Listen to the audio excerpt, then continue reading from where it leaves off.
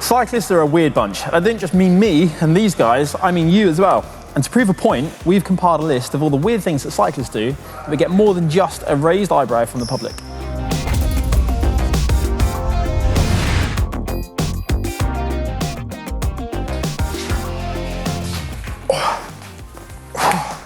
Get rid of those. So much chafing. There's a reason that cycling kit's designed in the way it is, and that's to be comfortable. Going commando is one of the worst kept secrets in cycling, and it's one of the main reasons why cycling kit is actually really comfortable and anatomically designed. So ditch your underwear, feel much more comfortable in the saddle for hours on end.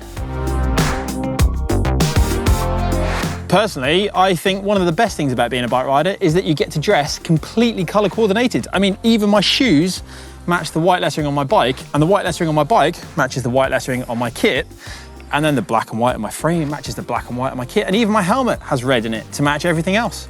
I think I look seriously cool like this, but apparently not everyone agrees. One thing to note though is you should choose your cycling kit carefully. For the sake of you and everyone around you, especially if it's wet, try and avoid white shorts.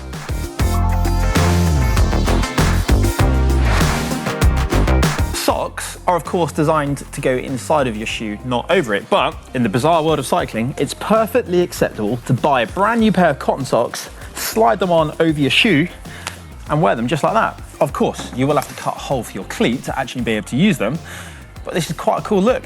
Well, at least I thought so growing up. Over the years, there have been many reasons for doing this. Keeping your feet warm, keeping your feet dry, keeping your feet clean, but also, before people really understood the subject, they thought it made your feet more aerodynamic, but it turns out cotton socks aren't actually that fast.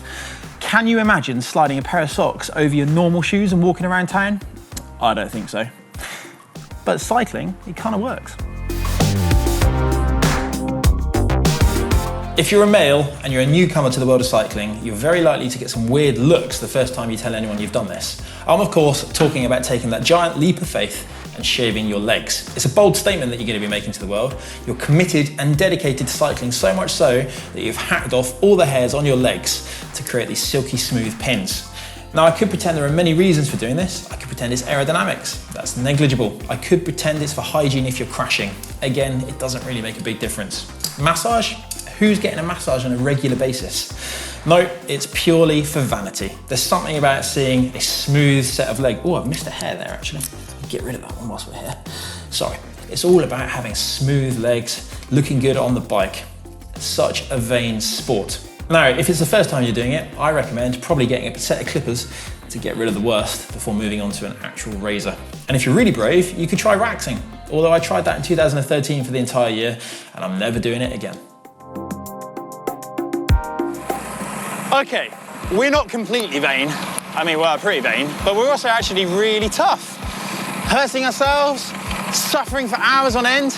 These are things that you'd normally be advised to avoid in real life, but as cyclists, you kind of thrive. Let me explain. My ideal ride would be a ride with my mates where we literally finish with one man standing.